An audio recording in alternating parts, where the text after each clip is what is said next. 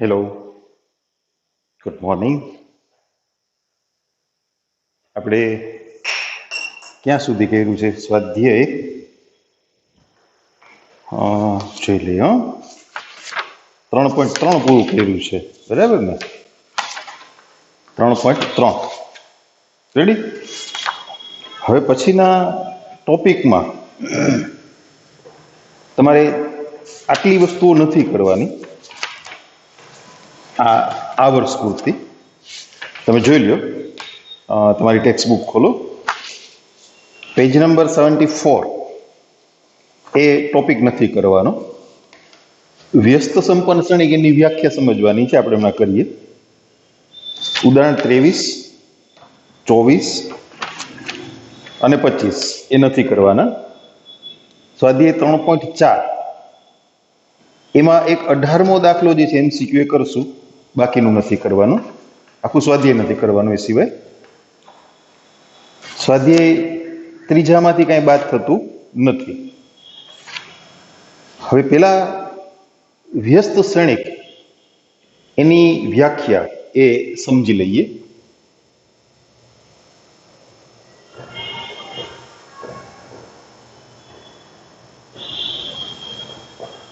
વ્યસ્ત ક્ષણિક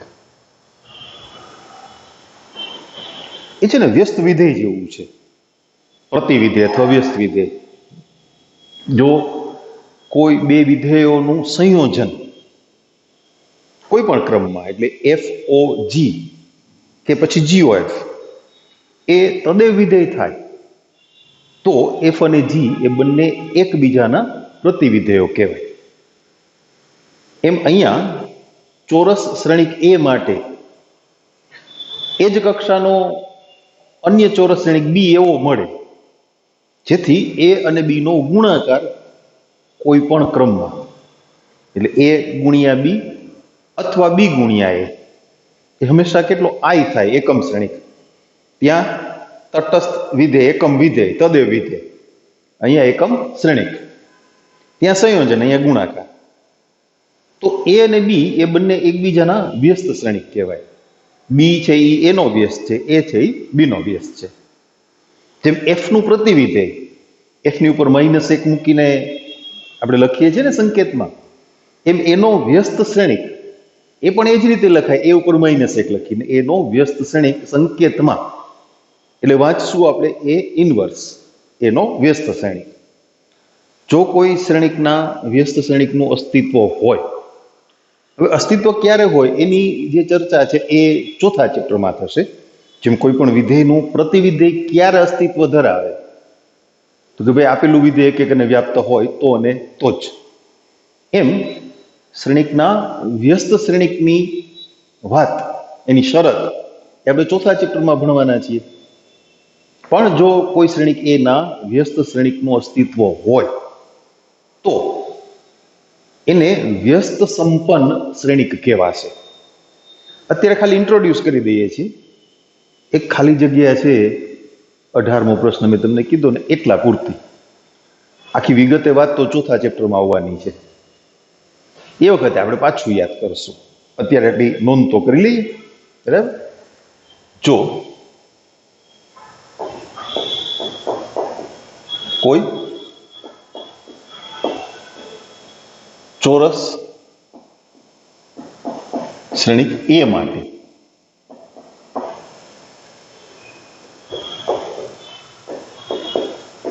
તે જ કક્ષાનો કોઈ એટલે ચોરસ જ હોય, બરાબર ને? તો આપણે લખીએ ચોરસ શ્રેણિક B મળે અથવા અસ્તિત્વ ધરાવે કે જેથી AB equal to BA equal to I, તો A અને B બંને એકબીજાના વ્યસ્ત શ્રેણિક છે તેમ કહેવાય. એનો વ્યસ્ત શ્રેણિક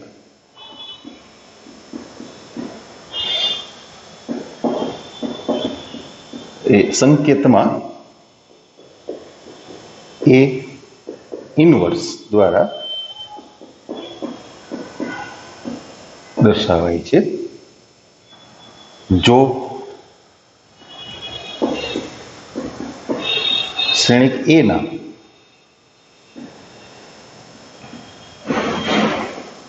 વ્યસ્ત શ્રેણિકનું અસ્તિત્વ હોય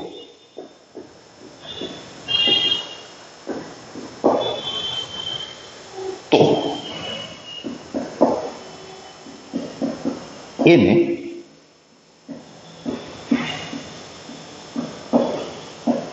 વ્યસ્ત સંપન્ન શ્રેણિક કહે છે. હવે એના ઉપરની બે નોંધ છે. એક ખૂબ અગત્યની છે, કહું હમણાં કઈ નોંધ અગત્યની છે આપણે અહીં લખી નાખીએ. પહેલી વાત તો એ કે જો કોઈ શ્રેણિકના વ્યસ્ત શ્રેણિકનું અસ્તિત્વ હોય તો એ અનન્ય હોય. એક કરતાં વધુ વ્યસ્ત શ્રેણિકો મળે નહીં. આપેલા ચોરસ શ્રેણિકના વ્યસ્ત શ્રેણિકનું અસ્તિત્વ હોય. સંખ્યાઓ જેવું છે, સંખ્યાની વ્યસ્ત સંખ્યા તો એ અનન્ય હોય ને. બેની વ્યસ્ત તો 1/2, અન્ય કોઈ સંખ્યા બેની વ્યસ્ત ના કહેવાય, કારણ કે 2 અને 1/2 2 અને 1/2 એનો ગુણાકાર જ 1 થાય. એક વાત. અને બીજું, આપણે જે ડેશવાળું પરિણામ હતું પરિવર્ત શ્રેણિકનું, એ ગુણ્યા બી નો પરિવર્ત તો બરાબર બી નો પરિવર્ત ગુણ્યા એ નો પરિવર્ત, ક્રમ ઊંધો થઈ જાય. વ્યસ્તમાં પણ એવો જ ગુણધર્મ છે. એ અને બી ના ગુણાકારનો વ્યસ્ત શ્રેણિક બરાબર બી નો વ્યસ્ત શ્રેણિક ગુણ્યા એ નો વ્યસ્ત શ્રેણિક. એટલે એ વસ્તુ અગત્યની છે આપણા માટે, એ બરાબર ધ્યાનમાં રાખવાનું છે. જો કોઈ શ્રેણિકના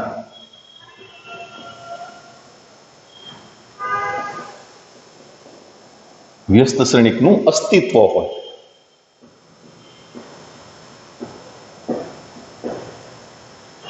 તો તે અનન્ય છે. અને નંબર 2, એ ગુણ્યા બી નો વ્યસ્ત બરાબર બી નો વ્યસ્ત ગુણ્યા એ નો વ્યસ્ત. આ અગત્યનું છે. એટલે એને બરાબર યાદ રાખવાનું, ધ્યાનમાં રાખવાનું. ઓકે, સારું. હવે આપણે 18મો જે પ્રશ્ન છે સ્વાધ્યાય 3.4 એ MCQ છે, એ ભરી લઈએ આપણે ભેગા ભેગી. આ જ વાત છે, એમાં કંઈ નથી. દાખલો 18મો. બાકીનું સ્વાધ્યાય 3.4 માંથી તમારે કાંઈ જ કરવાનું નથી. જો ખાલી જગ્યા તો એ અને બી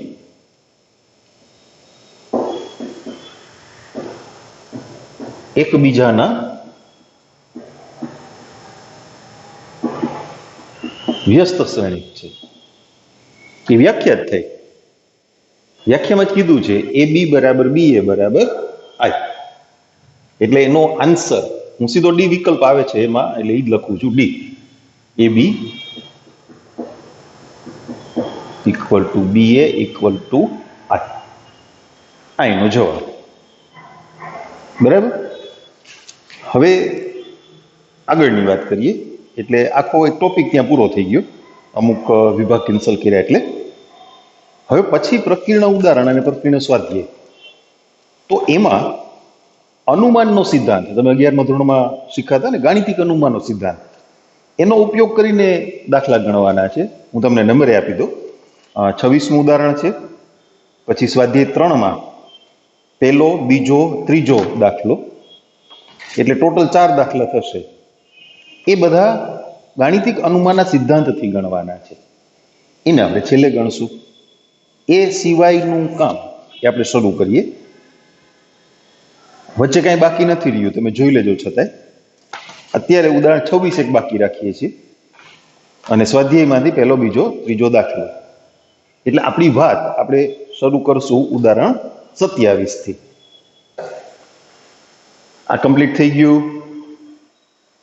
આખું બોર્ડ દેખાય છે ને? બ્રેક મારી દો, જોઈ લ્યો, નોંધ કરી લ્યો. વાત પૂરી. દેખાય છે ને આખું કમ્પ્લીટ?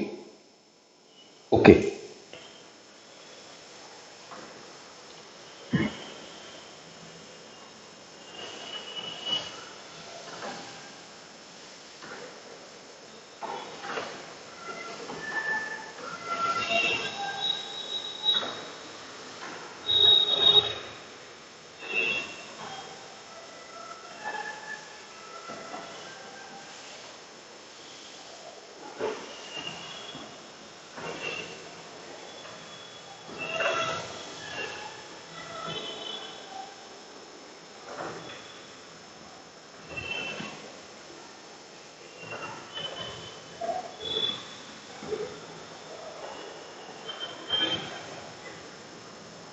ઉદાહરણ 27.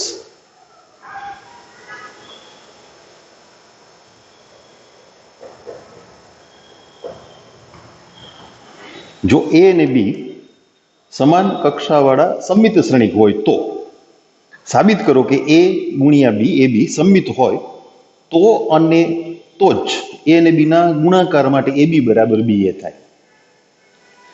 એ અને બી બંને સમમિત શ્રેણિક છે. એ અને બી બંને સમમિત શ્રેણિક છે. આપ્યું છે એટલે એ ડેશ ઇક્વલ ટુ એ અને બી ડેશ ઇક્વલ ટુ બી.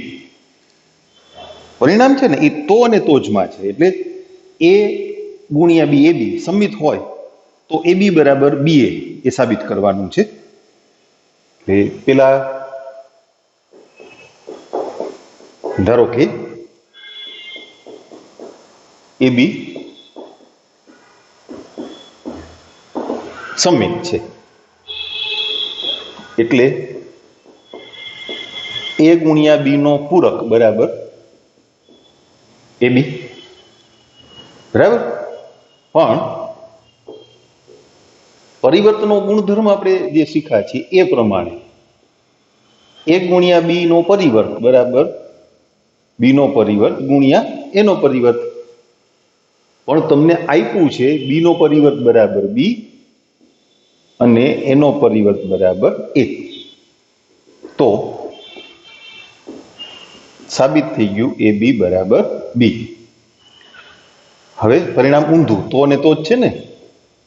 ધારો કે એ બી બરાબર બી. સાબિત શું કરવાનું છે? એ બી છે એ સમમિત શ્રેણિક છે. કોઈ પણ શ્રેણિક સમમિત છે એમ સાબિત કરવું હોય ને એટલે એનો પરિવર્ત લેતા એ શ્રેણિક પોતે જ મળે છે એમ સાબિત કરવું પડે. એટલે એ બી નો પરિવર્ત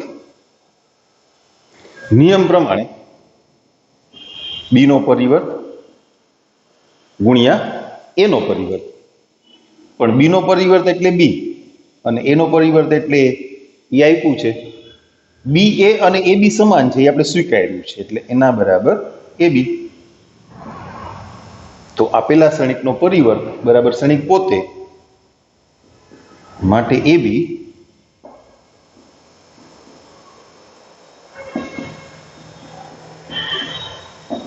સમમિત શ્રેણિક છે.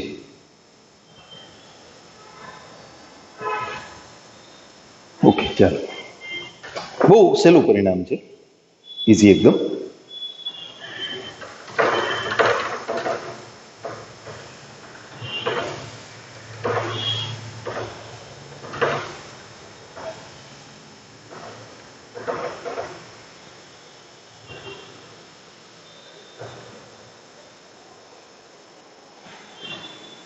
અઠ્યાવીસમું ઉદાહરણ જોઈએ.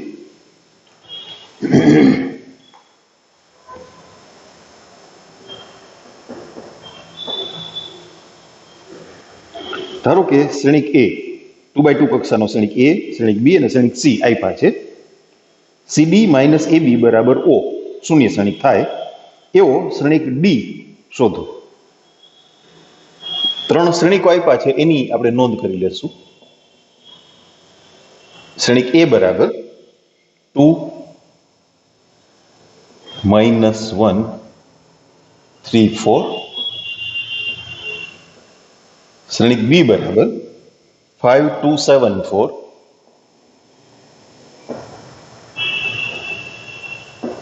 અને શ્રેણિક સી બરાબર જે 2 5 3 8.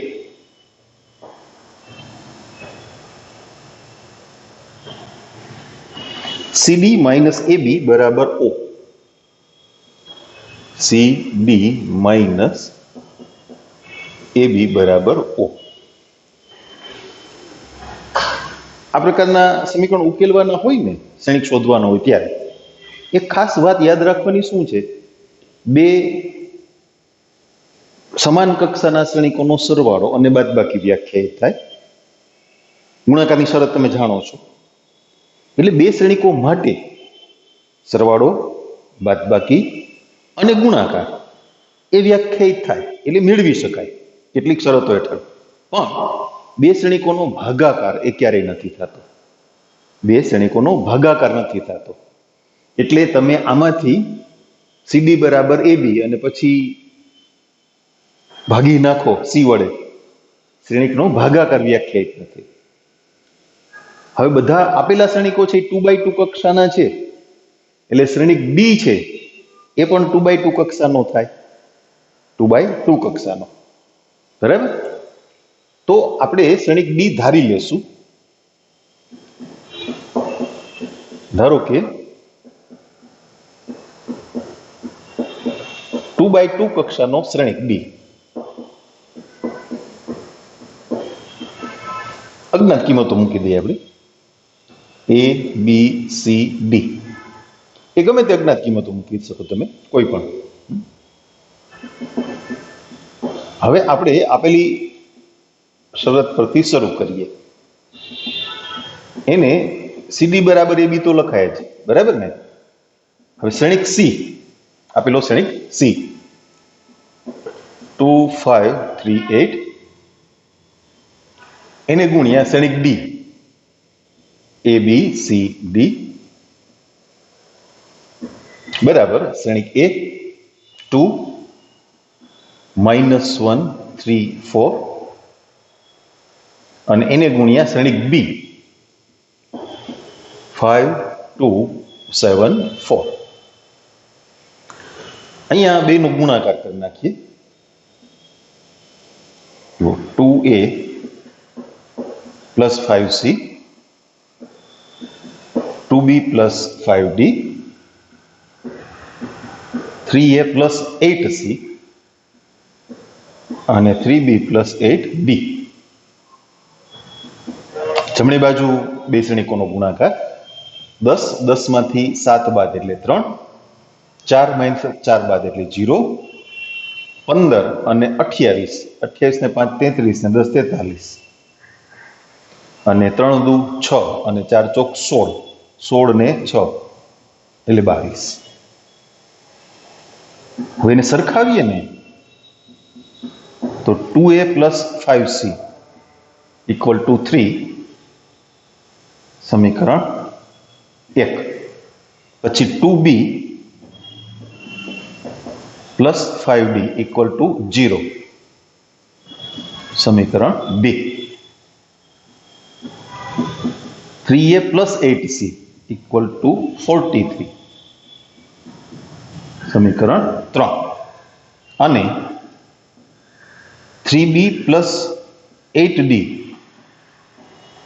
ઇક્વલ ટુ 22, સમીકરણ નંબર 4. 1 અને 3 ઉકેલશું, 2 અને 4 ઉકેલશું, બરાબર. હવે 1 અને 3 ઉકેલતા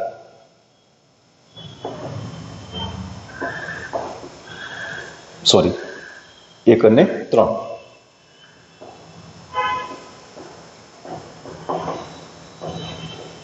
1 ઉકેલતા પેલું સમીકરણ છે, આપણે છે ને અચળ પદને ડાબી બાજુ લઈ અને લખશું.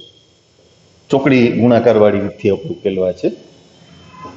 3a + 8c - 43 = 0.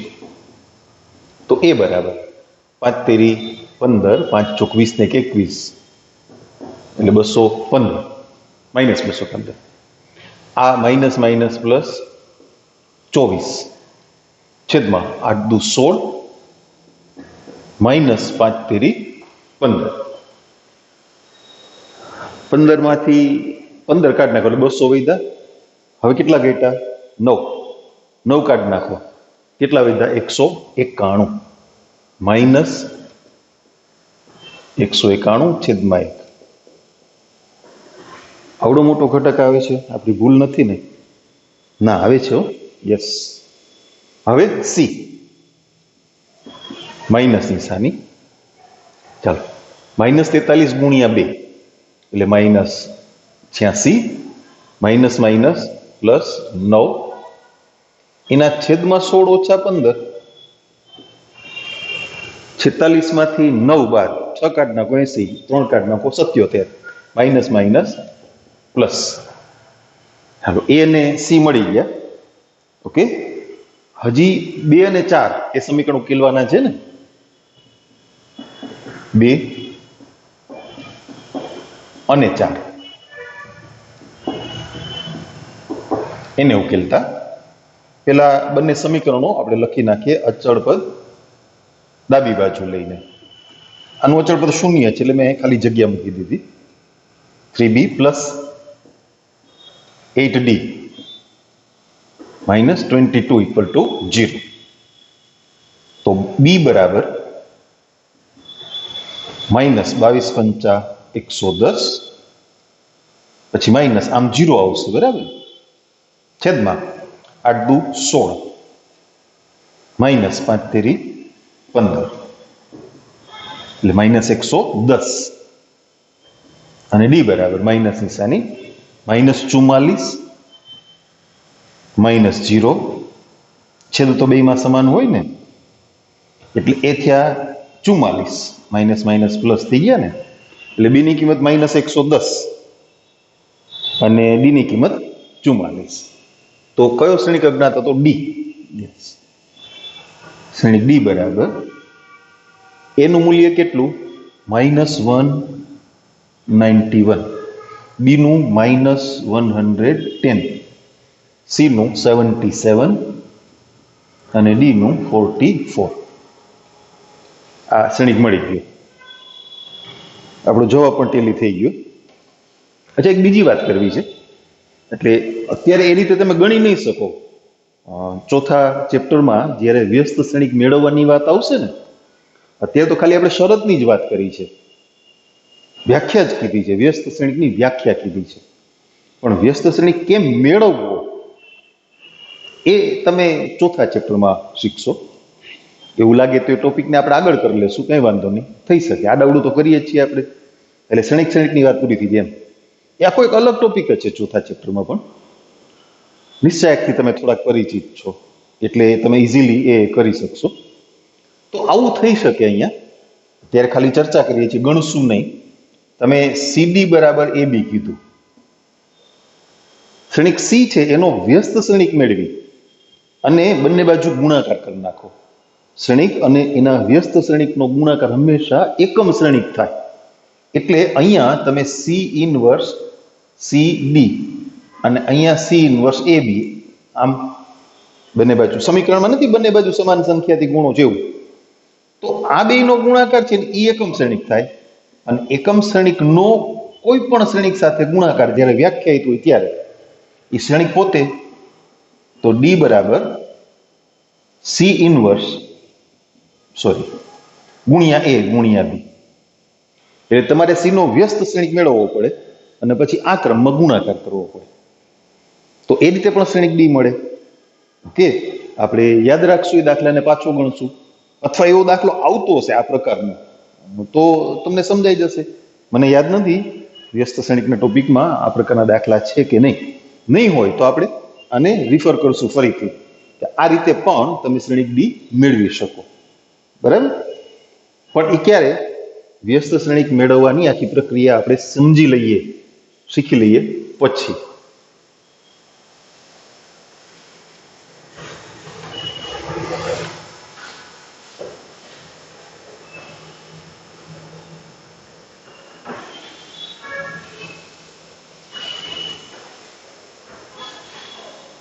હવે સ્વાધ્યાય 28મું ઉદાહરણ પૂરું થઈ ગયું. સ્વાધ્યાય પ્રક્રિયા સ્વાધ્યાય 3 એમાં હમણાં વાત કરીને આપણે પહેલો, બીજો, ત્રીજો એ દાખલા છે પછી ગણશું. એટલે આ ટોપિક પૂરો કર્યા પછી એ અનુમાનના સિદ્ધાંતથી ગણવાના છે. ગાણિતિક અનુમાનનો સિદ્ધાંત તમે ભણી ગયા છો ને 11માં. ઓકે, ચોથો દાખલો. જો એ અને બી સમમિત શ્રેણિક હોય તો સાબિત કરો કે એ બી માઇનસ બી એ વિસમિત શ્રેણિક છે. એ અને બી સમમિત શ્રેણિક છે આપ્યું છે. એ અને બી સમમિત શ્રેણિક છે. તેથી A dash equal to A, B dash equal to B. હવે આપણે સાબિત કરવું છે એ બી માઇનસ બી એ વિસમિત શ્રેણિક છે. એટલે એનો પરિવર્ત લઈએ. કોઈ પણ શ્રેણિક એ વિસમિત ક્યારે કહેવાય? એનો પરિવર્ત બરાબર માઇનસ એ. એટલે આના બરાબર શું મળવું જોઈએ? બી એ માઇનસ એ બી અથવા minus of A B minus B એમ. ઓકે, પરિવર્તના ગુણધર્મ પ્રમાણે એને A B dash minus B A dash આમ લખાય. આવો ગુણધર્મ આપણે દાખલામાં સાબિત પણ કર્યો છે ને. નીચેના પરિણામ ચકાસો. એટલે અહીંયા એક એક શ્રેણિક હોય.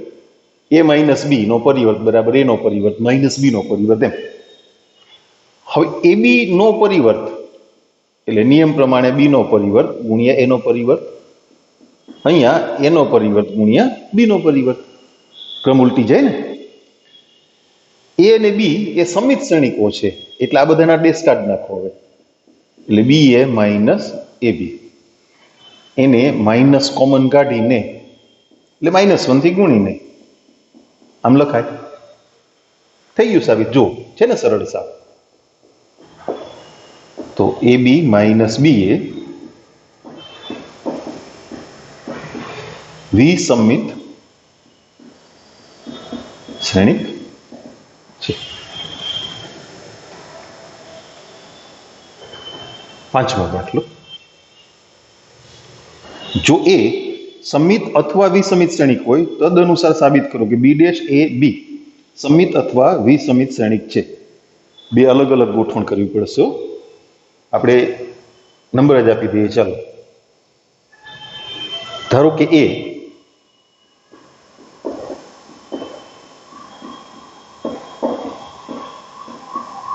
સમમિત શ્રેણિક છે.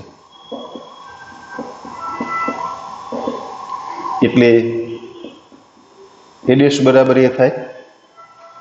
તો આપણે સાબિત કરવાનું છે બી ડેશ એ બી સમમિત છે.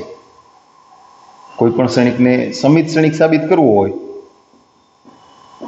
તો એનો પરિવર્ત લેવો પડે ને. બરાબર પોતે આવી જાય તો પરિણામ થઈ ગયું. ગુણાકારનો પરિવર્ત બરાબર પરિવર્તનો ગુણાકાર, ક્રમ આખો ઊંધો થઈ જાય. એટલે શું થઈ જશે? B dash A dash B. પણ એ ડેશ બરાબર એ છે કીધું છે આપણને, એટલે બી ડેશ એ બી. આ તો હતો જ શ્રેણિક આવી ગયો પાછો. થઈ ગયું. તો બી ડેશ એ બી એ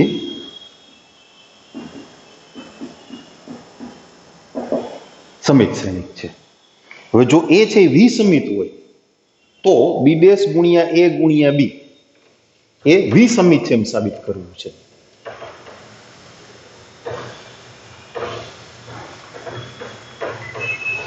આ દાખલા છે ને આવા વ્યાપક જે થિયરી પ્રકારના એ તમે ધ્યાનમાં રાખજો, ખાસ નોંધ રાખજો એની, કે તમને એમસીક્યુમાં પૂછશે અને એ વખતે એમાં ગણતરી ના હોય એટલે જડ દઈને મગજમાં નહીં આવે. એટલે બરાબર એ પરિણામોને ધ્યાનમાં રાખજો. MCQ માં એનો ઉપયોગ કરશે.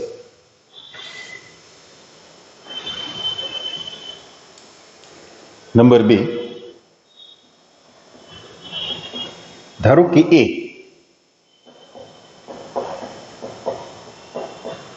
વિસમિત શ્રેણિક છે.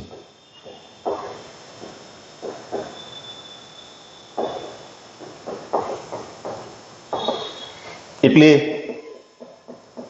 A ડેશ બરાબર માઇનસ A. સાબિત શું કરવાનું છે? B ડેશ A B વિસમિત છે. તો B ડેશ A B એનો પરિવર્ત B dash A dash B. પૂરકનો પૂરક એટલે પરિવર્તનો પરિવર્ત એટલે પોતે, એટલે આપણે સીધો B લખી નાખ્યો છે. ક્રમ ઊંધો થાય. A ડેશ ની જગ્યાએ માઇનસ A છે એટલે B dash minus A B.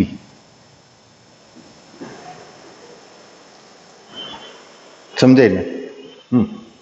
તો બરાબર minus B dash A B. એ પણ સમજાય તો થઈ ગયું સાબિત. માટે B ડેશ A B કેવો શ્રેણિક છે? વિસમિત.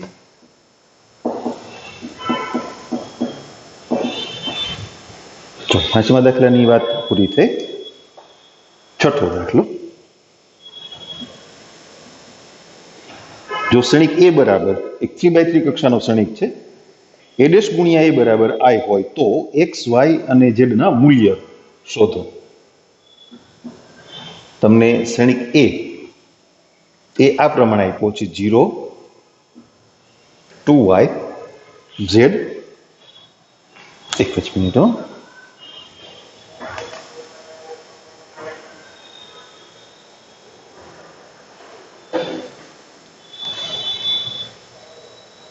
0, 2y, z, x, y minus z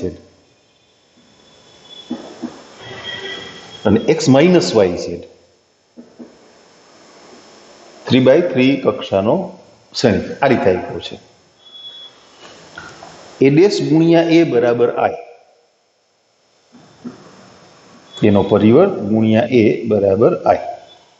આ એક સંબંધ આપ્યો છે. તો અજ્ઞાત x, y અને z એના મૂલ્યો એ શોધવાના છે. શ્રેણિક A dash 0, x, x, 2y, y minus y, z minus z, z. એને ગુણ્યા શ્રેણિક A 0, 2y, z, x, y minus z, x minus y, z બરાબર એકમ શ્રેણિક I. એ એકમ શ્રેણિક કેવો? 3x3 કક્ષાનો. આ બંને 3x3 કક્ષાના છે એટલે ગુણાકારથી મળતો જવાબ એ 3x3 કક્ષાનો જ હોય ને.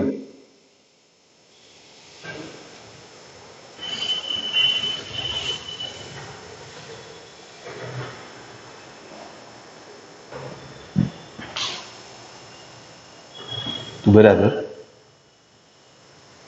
એકમ શ્રેણિક 1, 0, 0, 0, 1, 0, 0, 0, 1. અહીંયા ગુણાકાર કરીએ. એ ગુણાકારથી બનતો શ્રેણિક 3x3 કક્ષાનો જ હોય ને. 0, x² પ્લસ x² એટલે 2x², 0, xy minus xy, 0, minus xz plus xz. હાલો હવે બીજી યાદ. 0, xy minus xy,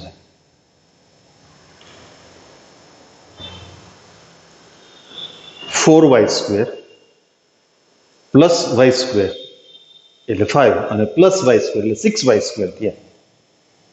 6y². 2yz minus yz પાછા માઇનસ yz એટલે 0. 0 minus zx plus zx 0. 2yz minus yz again minus plus yz. 2yz minus yz પાછા minus yz એટલે એ પણ 0 થઈ ગયું ને. Okay, z square plus z square plus z square એટલે 3z square equal to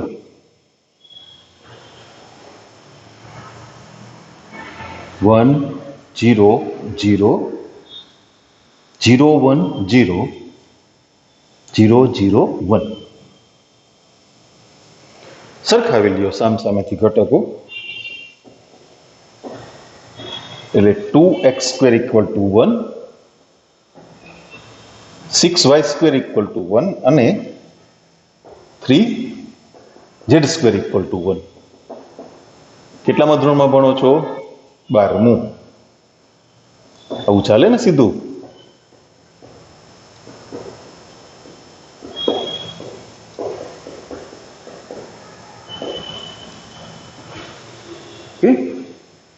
પેલા એવું લાગતું હતું કે બહુ અઘરું હશે કે, પણ આ તો બહુ સહેલું નીકળ્યું.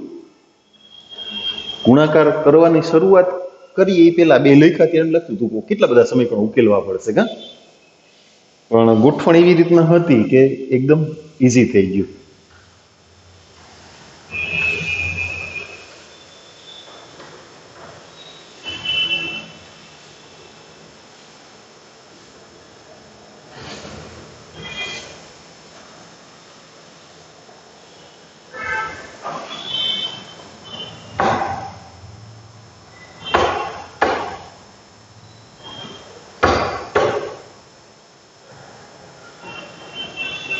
સાતમો દાખલો જોઈએ.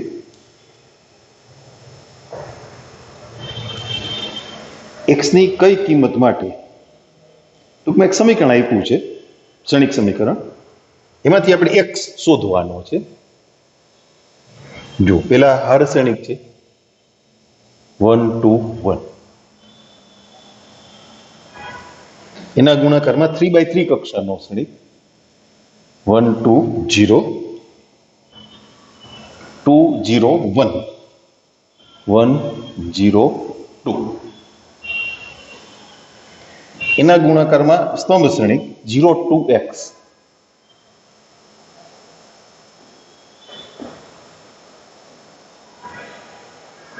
બરાબર O, શૂન્ય શ્રેણિક. એક સાથે તમે ત્રણ શ્રેણિકનો ગુણાકાર ના કરી શકો. કાં પેલા બીજાનો ગુણાકાર કરો પછી ત્રીજા સાથે, કાં બીજા ત્રીજાનો કરો પેલા સાથે. બરાબર? ઓકે, આપણે અહીંથી શરૂ કરીએ, આમ જ ચાલીએ. આની કક્ષા શું? 1/3, આની 3/3, તો ગુણાકારનો જવાબ શું? 1/3. બરાબર? આ હારને આ હાર સ્તંભ સાથે સોરી આ હાર આ સ્તંભ સાથે ગુણાશે. 1 1 ને 4 5, 5 ને 1 6, 2 પછી 2 0 છે એટલે 2 0 2 1 2 2 1 2 એટલે ટોટલ કેટલા? 4. એને ગુણ્યા 0 2x.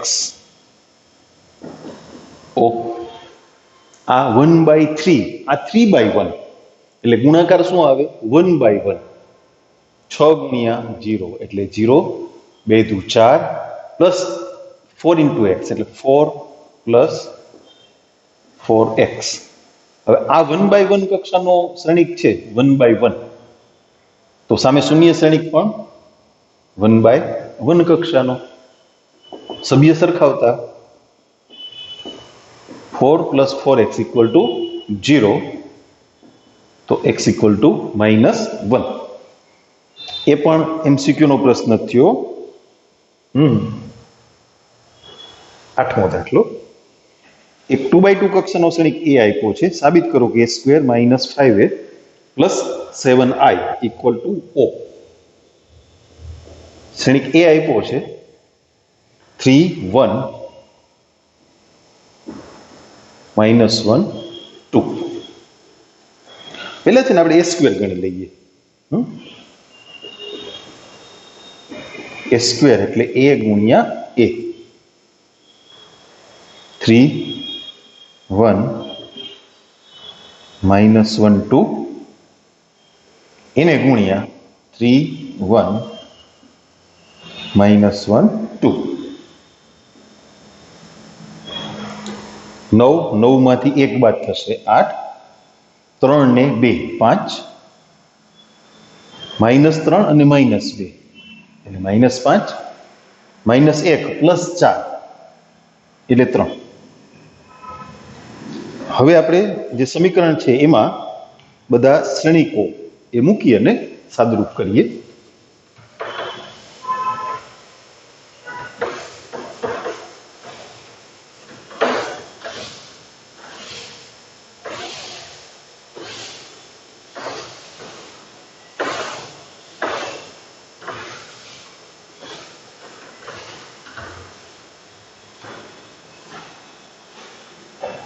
શ્રેણિક સમીકરણ છે a²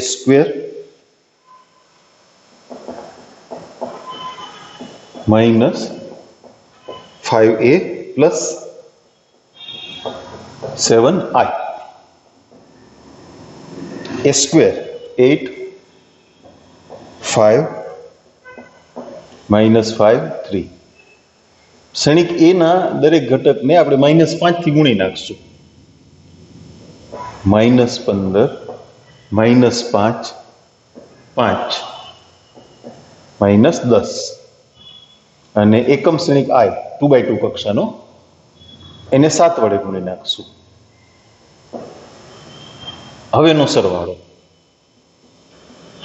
હાલો, પેલા બે ઘટક 0 મેં જોઈ લીધા. અહીંયા 0 છે, અહીંયા 0 ના ગણીને લખવું જો એમને લખા બરાબર o શૂન્ય શ્રેણિક 2/2.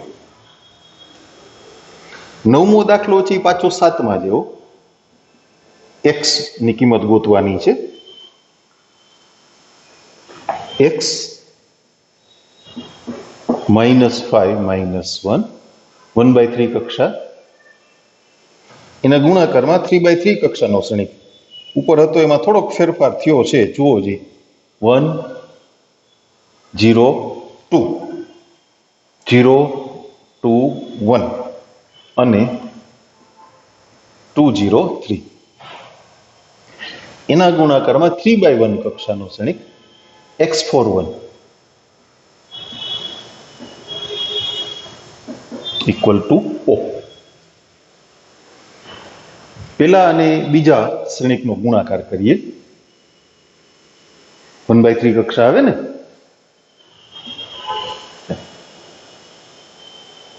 x 0 -2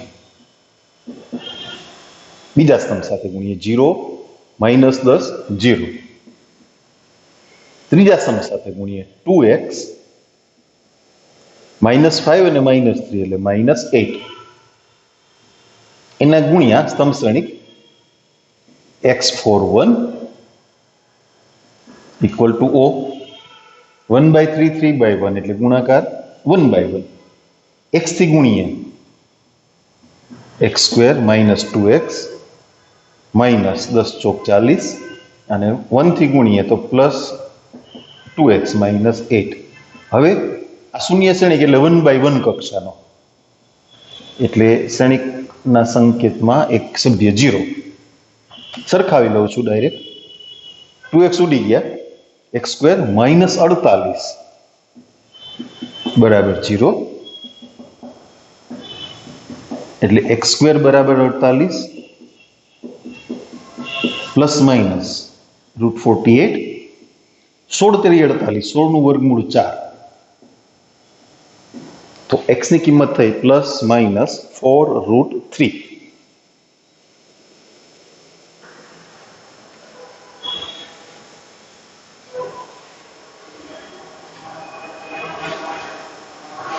એક રકમવાળો દાખલો એવો ગણી નાખીએ. એક ઉત્પાદક x, y, z એમ 3 પ્રકારના માલનું ઉત્પાદન કરે છે. તે તેમનું 2 બજારમાં વેચાણ કરે છે, વાર્ષિક વેચાણ નીચે દર્શાવેલ છે. જો XYZ ની નંગ દીઠ વેચાણ કિંમત અનુક્રમે 2.50, 1.50 અને 1 હોય તો શ્રેણિક બીજગણિતની મદદથી પ્રત્યેક બજારમાંથી થતી કુલ આવક શોધો. આપણે એના શ્રેણિક બનાવી લઈએ. 10મો દાખલો. એક શ્રેણિક A આપ્યો છે, પછી ઉપર લખી નાખશું 10,000,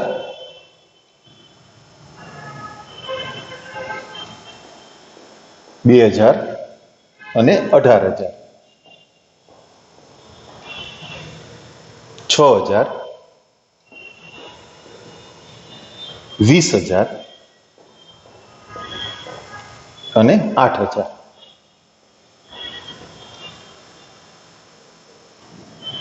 અહીંયા X, Y, Z અને બજાર એ આપણે પાછળ લખીએ 1 અને 2. આગળ આપણે નામ આપ્યું ને એટલે XYZ ની નંગ દીઠ વેચાણ કિંમત એને શ્રેણિક B કહીએ. કેવો શ્રેણિક લેશું? સ્તંભ શ્રેણિક. શું કામે? આની કક્ષા 2/3 છે ને, તો એને તમે 3/1 કરો તો જ ગુણાકાર થાય, 1/3 કરો તો ગુણાકાર વ્યાખ્યાયિત ના થાય. બરાબર? XYZ ની નંગ દીઠ કિંમત અહીંયા 2.50, અહીંયા 1.50 અને અહીંયા 1. આ X ની કિંમત, આ Y ની કિંમત, આ Z ની કિંમત. તો કુલ આવક કેટલી? આ તો હેલું જેમ એમ ગણી નાખો તો હાલે. X નો ભાવ છે ને 2.50 થી ગુણો, Y ના નંગ છે ને 1.50 થી, Z ના નંગ છે ને 1 રૂપિયાથી, પછી ટોટલ કરો. એટલે શ્રેણિકની ભાષામાં બરાબર છે AB. શ્રેણિક લખશું આપણે 10,000, 2,000, 18,000, 6,000, 20,000, 8,000 એને ગુણ્યા 2.50, 1.50 અને 1.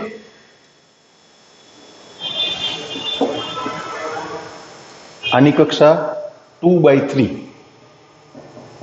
પેલી 3/1, એટલે શ્રેણિક કેવો મળશે? 2/1. 2/1. 2 હાર 1 સમ. આ બધાનો ગુણાકાર કરીને ટોટલ 10,000 ગુણ્યા 2.50 ગણશું ને, ગુણાકાર કરવો પડે ને, એમ થોડું. એટલે હા, હાલો કેલ્સી કાઢો. હાલો હાલો હાલો. ઓકે, 10,000 ગુણ્યા 2.5 25,000.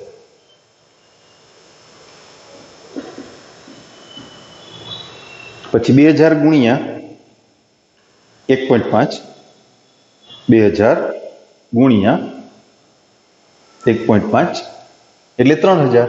એ આમાં એડ કરવાના છો. પ્લસ આ તો 18,000 એમને જ રહેશે ને. બીજી યાર 6,000 ગુણ્યા 2.5 15,000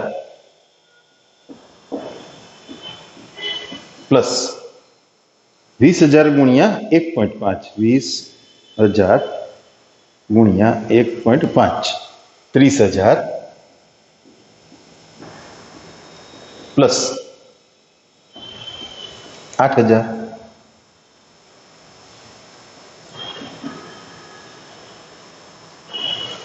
અઢાર ને 3 21, 21 ને 25 એટલે 46, 15 ને 30 45, 45 ને 8 53,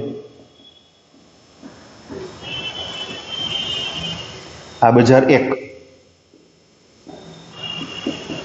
અને આ બજાર 2. તો પેલા પ્રશ્નનો જવાબ મળી ગયો. કુલ આવક પ્રત્યેક બજારની, બજાર 1 ની કુલ આવક ₹46,000 અને બજાર 2 ની કુલ આવક ₹53,000. સ્વાધ્યાય 3 નો 10મો દાખલો છે. સ્વાધ્યાય 3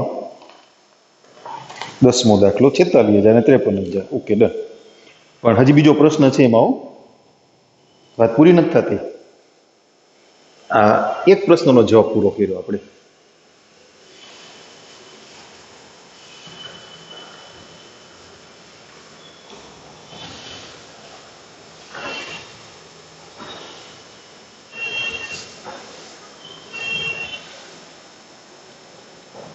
અહીં નંબર આપી દઉં છું 1. બીજો પ્રશ્ન શું છે જોઈ લઈએ. જો ઉપરની ત્રણેય વસ્તુનો નંગ દીઠ ઉત્પાદન ખર્ચ અનુક્રમે ₹2, ₹1 અને 50 પૈસા થતો હોય તો કુલ નફો શોધો. આવકમાંથી ખર્ચ બાદ કરશું.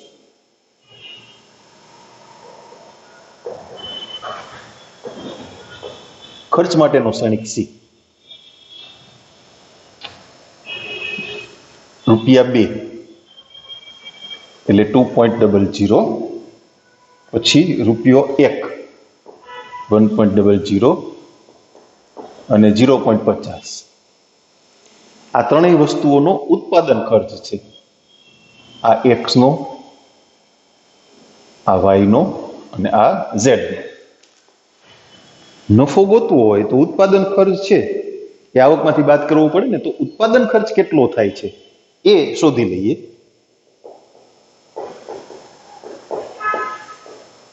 એટલે હવે A અને C નો ગુણાકાર કરવો પડશે. A ગુણ્યા C. શ્રેણિક એ 10,000, 2,000, 18,000. બીજી યાર 6,000,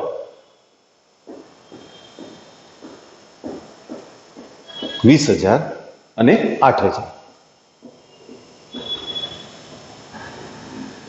એને ગુણ્યા શ્રેણિક સી.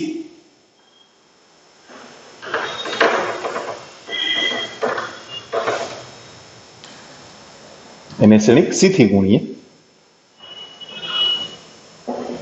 2.00, 1.00, 0.50.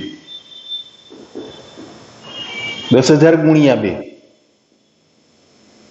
20,000 પ્લસ 2,000, 18,000 ના અડધા એટલે 9,000. 6 દુ 12,000 પ્લસ 20,000 અને પ્લસ 4,000. 9 ને 2 11 ને 20 એટલે 31,000. 12 ને 20 એટલે 32. 32 ને 4 36. બરાબર. આ ખર્ચ થયું કોના માટે? બજાર 1 અને બજાર 2.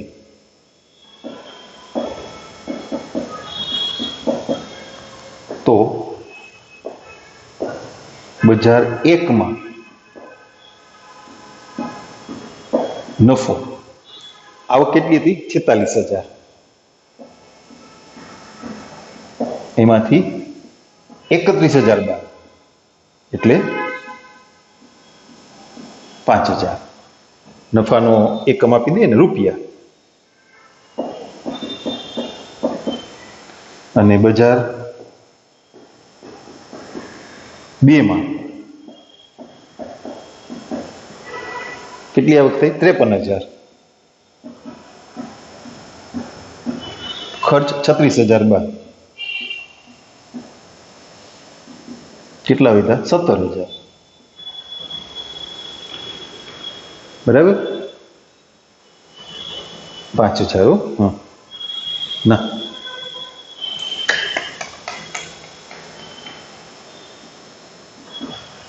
બાકી ખોટી કરી નાખી ને તો હું 10મો દાખલો, એનો સેકન્ડ પાર્ટ જોઈ લેશું ને? જોઈ જ લેવાય ને. 15,000 ને 17,000. Okay, done. ચાલો આપણે હવે પાનું ફેરવવું નથી આજે.